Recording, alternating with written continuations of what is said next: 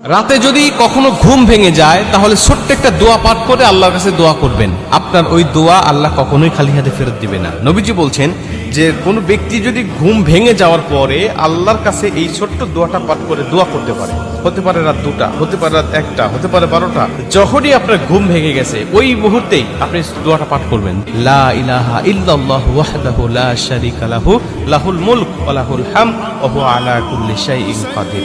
এরপর তুমি পাঠ করবে সুবহানাল্লাহি ওয়ালহামদুলিল্লাহি ওয়া লা ইলাহা ইল্লাল্লাহু আল্লাহু আকবার।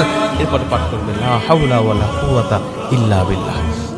রাতে যদি কখনো ঘুম ভেঙে যায় তাহলে ছোট্ট একটা দোয়া পাঠ করে আল্লাহর কাছে দোয়া করবেন। আপনার ওই দোয়া আল্লাহ কখনোই খালি হাতে ফেরত দিবে না। নবীজি বলছেন যে কোনো ব্যক্তি যদি ঘুম ভেঙে যাওয়ার পরে আল্লাহর কাছে এই ছোট্ট দোয়াটা পাঠ করে দোয়া করতে পারে, হতে পারে রাত 2টা, হতে পারে রাত 1টা, হতে পারে 12টা, যখনই আপনার ঘুম ভেঙে গেছে ওই মুহূর্তেই আপনি দোয়াটা পাঠ করবেন, লা ইলাহা ইল্লাল্লাহু ওয়াহদাহু লা শারীকা লাহু লাহুল মুলক ওয়া লাহুল হামদ ওয়া হুয়া আলা কুল্লি শাইইন কাদির।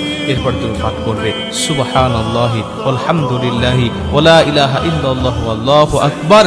এরপর পাঠ করবে লা হাওলা ওয়া লা কুওয়াতা ইল্লা বিল্লাহ।